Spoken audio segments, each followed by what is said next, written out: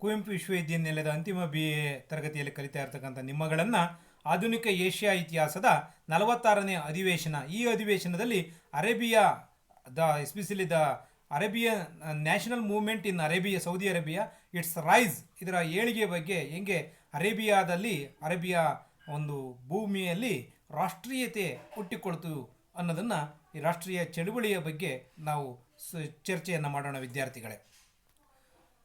Arab nationalism, ಅದರ ಉಗಮದ ಬಗ್ಗೆ ಒಂದು ಇಂಟ್ರೊಡಕ್ಷನ್, ಪರಿಚಯ ಮಾಡ್ಕೊಳ್ಳೋಣ ಮೊದಲು. The roots of Arab nationalism, ಇದರ ಮೂಲವನ್ನು ನಾವು ಮೊದಲು ತಿಳ್ಕೊಳ್ಳೋಣ. The common theory concerning the origin of Arab nationalism traces its roots to the mid-19th century at the height of the colonial period. ಏನು ಪ್ರಪಂಚದಾದ್ಯಂತ ಯುರೋಪಿನ ರಾಷ್ಟ್ರಗಳು ವಸಾಹತು ಆಳ್ವಿಕೆಯನ್ನು ನಡೆಸ್ತಾ ಇದ್ದು, ಆ ವಸಾಹತು ಆಳ್ವಿಕೆ ಭಾಳ ಉತ್ತುಂಗದ ಸ್ಥಿತಿಯಲ್ಲಿ ಇದ್ದಂಥ 19ನೇ ಶತಮಾನದಲ್ಲಿ ಅದರ ಮಧ್ಯಭಾಗದಲ್ಲಿ ಆ ಕೊಲೋನಿಯಲ್ ಆಡಳಿತದ ಪ್ರಭಾವದಿಂದ, ಯುರೋಪಿನ ರಾಷ್ಟ್ರಗಳ ಒಂದು ವಸಾಹತು ಆಳ್ವಿಕೆಯ ಪರಿಣಾಮದಿಂದ ಉಂಟಾದದ್ದು ಈ ಒಂದು ರಾಷ್ಟ್ರೀಯತೆ ಅಂತ. ಅದರಲ್ಲೂ ಕೂಡ ಎಲ್ಲ ರಾಷ್ಟ್ರಗಳಲ್ಲೂ ಕೂಡ ಇಂಥ ರಾಷ್ಟ್ರೀಯತೆ ಉದಯ ಆಗೋದಕ್ಕೆ ಅವರ ಆಡಳಿತನೇ ಕಾರಣ. ಪರೋಕ್ಷವಾಗಿ ಆ ರಾಷ್ಟ್ರೀಯತೆ ಉದಯಾಗಿ ಅವರ ವಿರುದ್ಧ ಸ್ವಾತಂತ್ರ್ಯ ಚಳವಳಿಗಳು ಉದಯಕ್ಕೆ ಕಾರಣ ಆಗುತ್ತೆ. ಅಂಥ ಒಂದು ರಾಷ್ಟ್ರೀಯತೆ ಉದಯಕ್ಕೆ ಎಲ್ಲ ದೇಶಗಳಲ್ಲೂ ಕೂಡ ಪ್ರೇರಣೆ ಆದಂತೆ ಈ ಒಂದು ಕೊಲೋನಿಯಲ್ ಆಡಳಿತ ಅರಬ್ಗೂ ಕೂಡ ಪ್ರೇರಣೆ ಆಯಿತು ಮತ್ತು ಕಾರಣ ಆಯಿತು. One of the effects of colonialism was the introduction of the printing press and the establishment of the first newspapers in the Arab world. ಈ ಏನು ಅವರು ತಮ್ಮ ಸ್ವಾರ್ಥ ಉದ್ದೇಶದಿಂದ ವಸಾಹತು ರಾಷ್ಟ್ರಗಳು ಇಲ್ಲಿ ಮುದ್ರಣ ಕಾರ್ಯವನ್ನು ಆರಂಭ ಮಾಡಿದರು. ಮತ್ತು ಅಷ್ಟೇ ಅಲ್ಲ, ಇಲ್ಲಿ ಅವರು ಶಿಕ್ಷಣವನ್ನು, ಆಧುನಿಕ ಶಿಕ್ಷಣ ಸೌಲಭ್ಯವನ್ನು ಕಲ್ಪಿಸಿಕೊಟ್ರು. ಅದೆಲ್ಲ ಪರೋಕ್ಷವಾಗಿ ಅವರಿಗೆ ತಿರುಗುಬಾಣ ಆಯಿತು. ಆ ಆಧುನಿಕ ಶಿಕ್ಷಣವನ್ನು ಪಡೆದಂಥವರೆಲ್ಲ ಆ ವಸಾಹತು ಆಳ್ವಿಕೆಯ ಒಂದು ಕಪಿಮುಷ್ಟಿಯಿಂದ ಹೊರಬರೋದಕ್ಕೆ ಅವರು ಹೋರಾಟ ಕೇಳಿದ್ದಾರೆ. In tandem with this process, the above mentioned period also witnessed the decline of Ottoman Empire. ಇದೇ ಕಾಲದಲ್ಲಿ, ಅದರಲ್ಲೂ ಕೂಡ ಮೊದಲನೇ ಮಹಾಯುದ್ಧದ ನಂತರ ಈ ಒಟೋಮನ್ ಸಾಮ್ರಾಜ್ಯ ಸಂಪೂರ್ಣವಾಗಿ ಅಧಪತನ ಆಯಿತು, ಅದರ ವಿಸರ್ಜನೆ ಆಯಿತು. ಅದರಲ್ಲೂ ಕೂಡ ಟರ್ಕಿಯಲ್ಲೇ ರಾಷ್ಟ್ರೀಯತೆಯ ಉದಯ ಆಗಿ ಅಲ್ಲಿ ಒಂದು ಗಣರಾಜ್ಯ ಸರ್ಕಾರ ಸ್ಥಾಪನೆ ಆಗುತ್ತೆ. Which was allegedly dubbed the sick man of Europe by Tsar Nicholas first. ಅಂದರೆ ಯಾವುದು ಸಾಮ್ರಾಜ್ಯವನ್ನು, ಟರ್ಕಿಯ ಸಾಮ್ರಾಜ್ಯವನ್ನು ಯುರೋಪಿನ ರೋಗಿಷ್ಟ ಅಂತ ಕರೆಯರು. The sick man of Europe ಅಂತ ಅದನ್ನು ಕರೀತಿದ್ದಂತನೂ ಝಾರ್ ನಿಕೋಲಸ್ ಫಸ್ಟ್, ಅಂದರೆ ರಷ್ಯಾದ ಝಾರ್ನಾದಂಥ ನಿಕೋಲಸ್ ಈ ರೀತಿ ಕರಿತಾ ಇದ್ದು. ಯಾಕೆಂದರೆ ಯುರೋಪಿನ ಎಲ್ಲ ಸಮಸ್ಯೆಗಳಿಗೂ, ಎಲ್ಲ ಯುದ್ಧಗಳಿಗೂ ಕಾರಣವಾದಂಥ ಒಂದು ರಾಷ್ಟ್ರ ಯಾವುದಪ್ಪ ಅಂತಂದರೆ ಅದು ಆ ಅಂದಿನ ಟರ್ಕಿ ಸಾಮ್ರಾಜ್ಯವೇ ಕಾರಣವಾಗಿತ್ತು. ಆ ಒಂದು ದೃಷ್ಟಿಯಿಂದ ಈ ಮಾತನ್ನು ಹೇಳಲಾಗಿತ್ತು.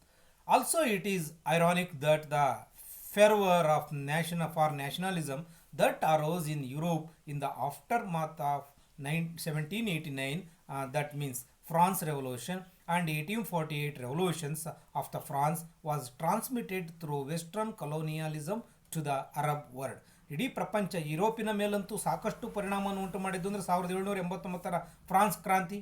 ಅಷ್ಟೇ ಅಲ್ಲ, ನೆಕ್ಸ್ಟು 1730ರಲ್ಲಿ ನಡೆದಂಥ ಫ್ರಾನ್ಸ್ನಲ್ಲಿ ಮತ್ತೊಂದು ಕ್ರಾಂತಿ, ಮತ್ತು 1848ರಲ್ಲಿ ನಡೆದಂಥ ಒಂದು ಕ್ರಾಂತಿ, 1830, 1848ರ ಕ್ರಾಂತಿ ಮತ್ತು 1780. ಈ 3 ಕ್ರಾಂತಿಗಳು, ಫ್ರಾನ್ಸ್ ಕ್ರಾಂತಿಗಳು ಇಡೀ ಯುರೋಪಿನ ಮೇಲೆ ಅಷ್ಟೇ ಅಲ್ಲ, ಜಗತ್ತಿನ ಇತರೆ ರಾಷ್ಟ್ರಗಳ ಮೇಲೂ ಕೂಡ ಬಹಳ ಪರಿಣಾಮವನ್ನು ಉಂಟು ಮಾಡಿದಂಥವು. ರಾಷ್ಟ್ರೀಯತೆಯ ಒಂದು ಜ್ವಾಲೆ ಆ ರಾಷ್ಟ್ರಗಳಲ್ಲಿ ಪಸರಿಸುವುದಕ್ಕೆ ಕಾರಣವಾದಂಥ ಒಂದು ಕ್ರಾಂತಿಗಳು. The First World War triggered the Arab revolt against the Ottoman Empire and laid the foundations for the establishment of Arab identity and Arab nationalism. ಅರಬರ ಒಂದು ಐಡೆಂಟಿಟಿ ಮತ್ತು ಅರಬರ ಒಂದು ರಾಷ್ಟ್ರೀಯತೆ, ಇವೆರಡು ಒಂದಕ್ಕೊಂದು ಪರಸ್ಪರ ಪೂರಕವಾದಂಥ ಒಂದು ವಿಷಯಗಳಿವು. ಅರಬರಲ್ಲಿ ತಮ್ಮ ಒಂದು ಐಡೆಂಟಿಟಿನ ಗುರುಸ್ಕೊಳ್ಬೇಕು ಅಂತಕ್ಕಂಥ ಭಾವನೆ ಅವರಲ್ಲಿ ಬೆಳೆದಿದ್ದೇ ಅವರಲ್ಲಿ ರಾಷ್ಟ್ರೀಯತೆ ಉದಯಕ್ಕೆ ಕಾರಣ ಆಗುತ್ತೆ ವಿದ್ಯಾರ್ಥಿಗಳೇ. The First World War and it's after ಮಾತು, ಮೊದಲನೇ ಮಹಾಯುದ್ಧ ಮತ್ತು ಅದರ ನಂತರ ಯಾವ ರೀತಿ ಈ ಅರಬ್ನಲ್ಲಿ ರಾಷ್ಟ್ರೀಯತೆಯ ಏಳಿಗೆ ಆಯಿತು ಅನ್ನೋದನ್ನು ಈಗ ನಾವು ನೋಡೋಣ. With the defeat and collapse of the Ottoman Empire at the end of the First World War and the seizure of power by Mustafa Kemal Pasha, who was famously called Ataturk, Following the Turkish War of Independence, the Sultanate was abolished on ಅಫಿಸಿಯಲಿ 9th October 1923. ಮೊದಲನೇ ಮಹಾಯುದ್ಧದಲ್ಲಿ ಸೋತು Paris ಶಾಂತಿ ಸಮ್ಮೇಳನದಲ್ಲಿ ಅವಮಾನಕಾರಿಯಾದಂತಹ ಒಂದು ಸೀವರ್ಸ್ ಒಪ್ಪಂದವನ್ನು ಮಾಡಿಕೊಂಡಂಥ ಟರ್ಕಿಯ ಸುಲ್ತಾನ ಆ ಒಂದು ಖಿಲಾಫತ್ತ ಮುಖಂಡತ್ವ ನಾಯಕತ್ವವನ್ನು ಕೂಡ ಅವನು ಕಳ್ಕೊಳ್ತಾನೆ.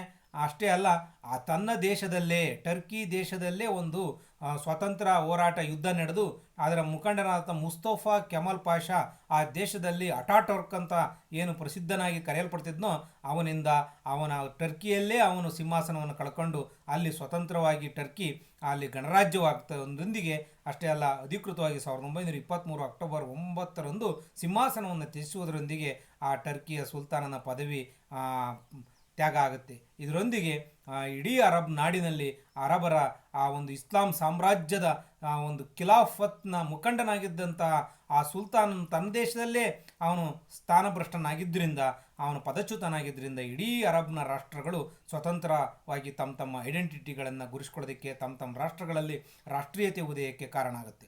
These dramatic events brought about the end of the Islamic caliphate that had led the Islamic world at least nominally since the death of Prophet. ಆ ಒಂದು ಪ್ರೊಫೆಟರ ಮೊಹಮ್ಮದರ ಅಂತ್ಯದ ನಂತರ ಏನು ಈ ಖಿಲಾಫತ್ ಅಂತಕ್ಕಂಥದ್ದಿತ್ತು ಅದು ಕೂಡ ಈ ಟರ್ಕಿಯ ಸುಲ್ತಾನನ ಪದವಿ ತ್ಯಾಗದೊಂದಿಗೆ ಅಂತ್ಯ ಆಯಿತು. But the dream to revive this institution has never died and many leaders have climbed the mantle of leadership in an attempt to re-establish its authority. ಏನು ಮೊಹಮ್ಮದ್ ಪೈಗಂಬರ್ ನಂತರ ಈ ಖಿಲಾಫತ್ ಅನ್ನೋದಿತ್ತು ಆ ಸ್ಥಾನ ಹೋಯ್ತೆ ಅದು ಟರ್ಕಿಯ ಸುಲ್ತಾನನೊಂದಿಗೆ ಹೋಗಲಿಲ್ಲ. ಅದು ಆ ಒಂದು ಪದವಿಯನ್ನು ಆ ನಾಯಕತ್ವವನ್ನು ಬೇರೆ ಬೇರೆ ರಾಷ್ಟ್ರಗಳು ಅದು ಈಜಿಪ್ಟ್ ಇರ್ಬೋದು, ಆನಂತರ ಸೌದಿ ಅರೇಬಿಯಾ ಇರ್ಬೋದು, ಇರಾಕ್ ಇರ್ಬೋದು, ಇರಾನ್ ಇರ್ಬೋದು, ಈ ರಾಷ್ಟ್ರಗಳು ಕೂಡ ಆ ಒಂದು ನಾಯಕತ್ವವನ್ನು ಪ್ರತಿಪಾದಿಸುವಲ್ಲಿ ಅವು ಕೂಡ ಪೈಪೋಟಿಗೆ ಬೀಳ್ತವೆ. ಹೀಗೆ ಇಂಥ ಒಂದು ಹೊಸ ಒಂದು ಪೈಪೋಟಿಗೆ ರಾಷ್ಟ್ರೀಯತೆಯ ಉದಯಕ್ಕೆ ಇದು ಅವಕಾಶವನ್ನು ಕಲ್ಪಿಸಿಕೊಡುತ್ತೆ. Independence moments. ಈ ಒಂದು ಟರ್ಕಿಯ ಸಾಮ್ರಾಜ್ಯ ಅವನತಿ ಆದ ಮೇಲೆ ಎರಡನೇ ಮಹಾಯುದ್ಧದ ನಂತರ ಇಡೀ ವಿಶ್ವದಲ್ಲೇ ಈ ಸ್ವತಂತ್ರ ಚಳುವಳಿಗಳು ಹುಟ್ಕೊಳ್ತವೆ. ಅದರಲ್ಲೂ ಕೂಡ ಅರಬ್ ನಾಡಿನಲ್ಲಿ ಈ ಅರಬ್ ರಾಷ್ಟ್ರಗಳಲ್ಲಿ ಅದರಲ್ಲೂ Egypt, Saudi Arabia, Kuwait, Iran, Iraq, Yemen, Jordan, Bahrain, ಈ ರಾಷ್ಟ್ರಗಳಲ್ಲಿ ಸಿರಿಯಾ, ಈ ರಾಷ್ಟ್ರಗಳಲ್ಲಿ ಸ್ವಾತಂತ್ರ್ಯ ಚಳುವಳಿಗಳು ಹುಟ್ಕೊಳ್ತವೆ. One of the consequences of the First World War was the awakening of the concept of nationhood. ರಾಷ್ಟ್ರ ಕಲ್ಪನೆ, ರಾಷ್ಟ್ರೀಯತೆಯ ಭಾವನೆಯನ್ನು ಬೆಳೆಸಿದ್ದು ಈ ಮೊದಲನೇ ಮಹಾಯುದ್ಧದ ಪ್ರಮುಖ ಪರಿಣಾಮ. Spearheaded by independence movements throughout the region of the middle east. ಈ ಮಧ್ಯಪ್ರಾಚ್ಯದ ಎಲ್ಲ ಈ ಅರಬ್ ನಾಡಿನಲ್ಲಿ ಇಂಥ ಸ್ವತಂತ್ರ ಹೋರಾಟಗಳು ಮೊದಲನೇ ಮಹಾಯುದ್ಧದ ನಂತರ ಹುಟ್ಕೊಳ್ತವೆ. Following a decision of the League of Nations, Palestine together with Jordan became states under the British mandate in September 1922.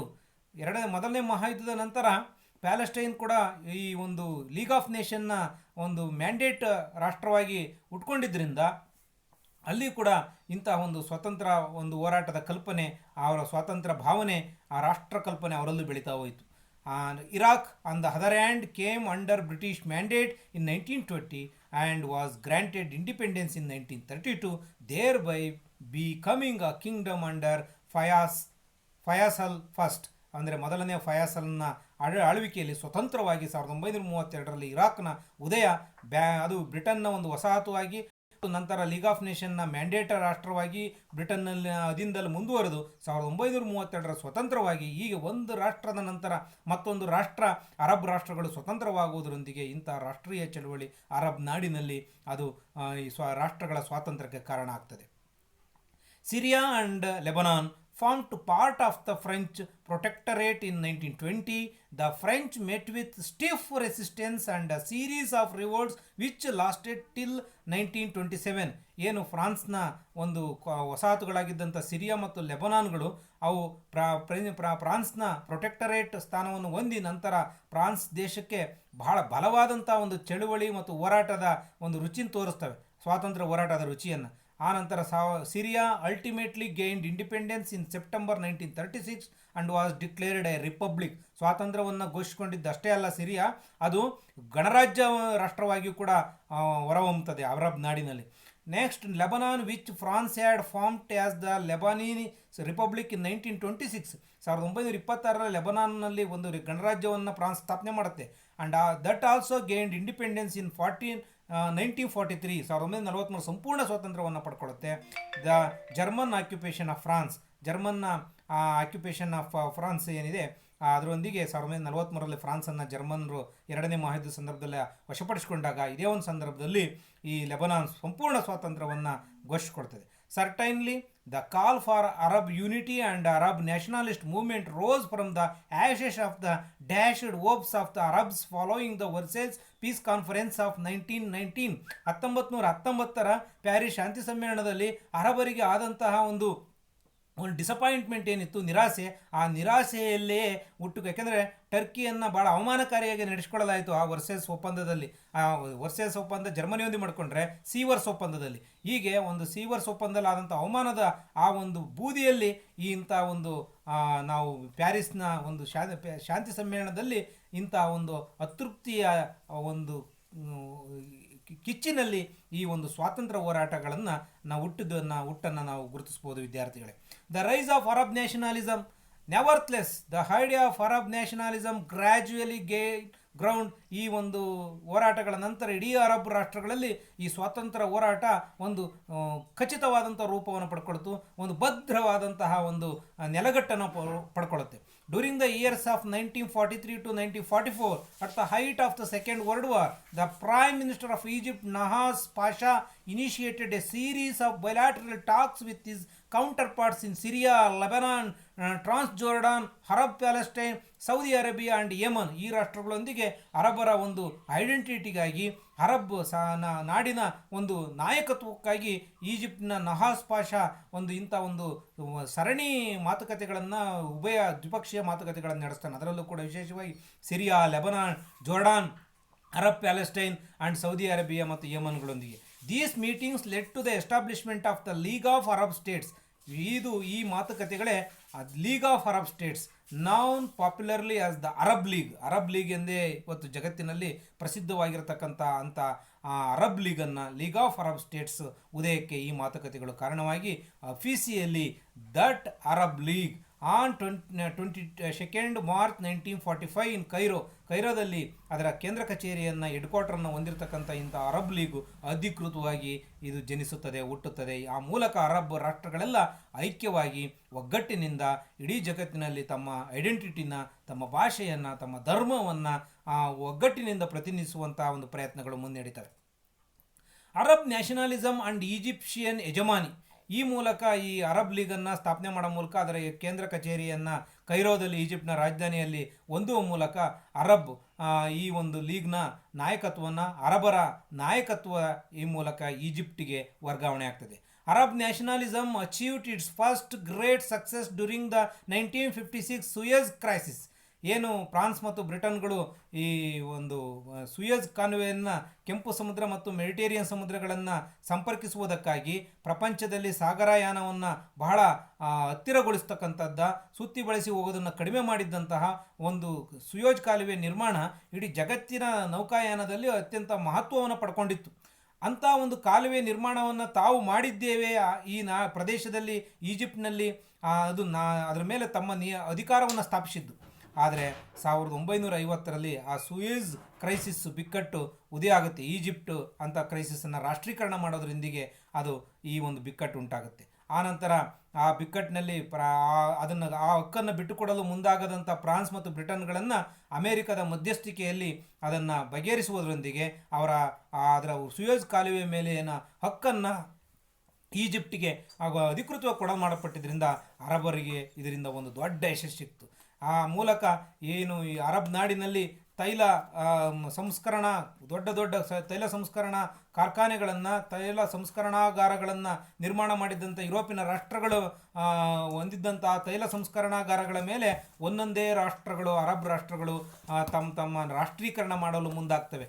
ಈ ಮೂಲಕ ಅರಬ್ನಲ್ಲಿ ಒಂದು ದೊಡ್ಡ ರಾಷ್ಟ್ರೀಯತೆಯ ಒಂದು ಜ್ವಾಲೆ ಇಡೀ ಅರಬ್ ನಾಡಿನಲ್ಲಿ ಪ್ರಸರಿಸುವ ಮೂಲಕ ಎಲ್ಲ ರಾಷ್ಟ್ರಗಳು ಯುರೋಪಿನ ರಾಷ್ಟ್ರಗಳ ಒಂದು ಕಪಿಮುಷ್ಟಿಯಿಂದ ನಿಯಂತ್ರಣದಿಂದ ಸಂಪೂರ್ಣವಾಗಿ ಹೊರಬಂದು ಸ್ವತಂತ್ರವಾಗಿ ತಮ್ಮ ಅರಬ್ ಐಡೆಂಟಿಟಿನ ಅವರು ಪ್ರತಿಪಾದಿಸಲು ಮುಂದಾಗ್ತವೆ.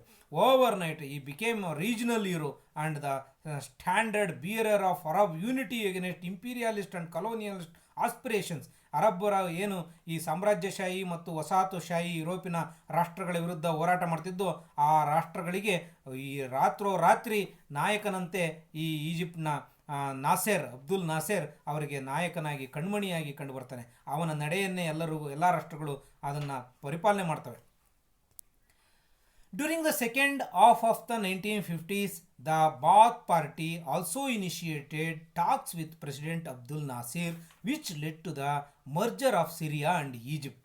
ಈ ಮೂಲಕ ಸಿರಿಯಾ ಮತ್ತು ಈಜಿಪ್ಟ್ಗಳ ವಿಲೀನ ಆಗುತ್ತೆ. The new entity being established as the United Arab republic UAR, United Arab republic on 1st February 1958, 1958ರಲ್ಲಿ. ಈ ಮೂಲಕ ಈಜಿಪ್ಟ್ನ ಸುಯೇಜ್ ಕಾಲುವೆಯ ಬಿಕ್ಕಟ್ಟಿನಲ್ಲಿ ಈಜಿಪ್ಟ್ ಪಡೆದಂಥ ಒಂದು ಯಶಸ್ಸಿದೆಯಲ್ಲ, ಆಗ ನೆರೆಯ ಸಿರಿಯಾ ದೇಶ ಈಜಿಪ್ಟ್ ಸಾಮ್ರಾಜ್ಯದಲ್ಲಿ ಈಜಿಪ್ಟ್ ದೇಶದಲ್ಲಿ ವಿಲೀನ ಆಗುತ್ತೆ 1958ರಲ್ಲಿ. This event proved to be the culmination of the Arab nationalist movement as it helped to galvanize the hopes of millions of Arabs throughout the entire Middle East. ಮಧ್ಯಪ್ರಾಚ್ಯದ ಈ ಅರಬರ ನಾಡಿನಲ್ಲಿ ಒಂದು ಹೊಸ ಒಂದು ಶಕ್ತಿಶಾಲಿ ರಾಷ್ಟ್ರವಾಗಿ ಈಜಿಪ್ಟ್ ಉದಯ ಆಗೋದಕ್ಕೆ ಈ ಘಟನೆ ಕಾರಣವಾಯಿತು. ಇದು ಅರಬ್ನ ನಾಡಿನ ಈ ರಾಷ್ಟ್ರೀಯತೆಯ ಉತ್ತುನ್ನತ ಸ್ಥಿತಿಯನ್ನು ಇದು ತೋರಿಸ್ಕೊಡ್ತದೆ. ಆನಂತರ ಕೆಲವೊಂದು ಸ್ಥಳೀಯವಾದಂತಹ ಒಂದು ಐಡೆಂಟಿಟಿಗಳು ಮತ್ತು ಕೆಲವೊಂದು ಅಲ್ಲಿದ್ದಂತಹ ಜನಾಂಗೀಯ ಭಿನ್ನತೆಗಳು ಮತ್ತು ಅವರ ಭಾಷಾ ಭಿನ್ನತೆ ಕೆಲವೊಂದು ವಿಷಯದಲ್ಲಿ ಮತ್ತು ಅವರ ಬುಡಕಟ್ಟು ಸಂಸ್ಕೃತಿಗಳು, ಈ ಎಲ್ಲ ನಾಡುಗಳು ಮತ್ತು ಅವರ ರಾಜಕೀಯ ವ್ಯವಸ್ಥೆ ಮತ್ತು ಈ ಒಂದು ಸಂಘರ್ಷಗಳು ಮುಂದೆ ಈ ಅರಬರ ರಾಷ್ಟ್ರೀಯತೆಯ ಅಧಪತನಕ್ಕೂ ಕೂಡ ಕಾರಣ ಆಗುತ್ತೆ. ಆದರೆ ಇದು ನಿಜಕ್ಕೂ ಕೂಡ ಈ ಒಂದು ಅರಬರ ನಾಡಿನ ಟರ್ಕಿಯ ಸುಲ್ತಾನನ ಒಂದು ಪದತ್ಯಾಗದೊಂದಿಗೆ ಅವನ ಸಿಂಹಾಸನವನ್ನು ತ್ಯಜಿಸುವುದರೊಂದಿಗೆ ಟರ್ಕಿಯ ಸಾಮ್ರಾಜ್ಯದ ನಾಯಕತ್ವವಾಗಿ ಒಂದು ರಾಷ್ಟ್ರೀಯತೆಯ ಉದಯದ ಸಂಕೇತವಾಗಿ ಈಜಿಪ್ಟ್ ಅಂತಹ ಒಂದು ಮುಂಚೂಣಿ ರಾಷ್ಟ್ರವಾಗಿ ಹೊರಹೊಮ್ಮಿದ್ದು ನಿಜಕ್ಕೂ ಕೂಡ ಶ್ಲಾಘನೀಯ ವಿದ್ಯಾರ್ಥಿಗಳೇ. ಮುಂದಿನ ತರಗತಿಯಲ್ಲಿ ಅದರ ಅವನತಿಯ ಬಗ್ಗೆ ನಾವು ತಿಳಿದುಕೊಳ್ಳೋಣ.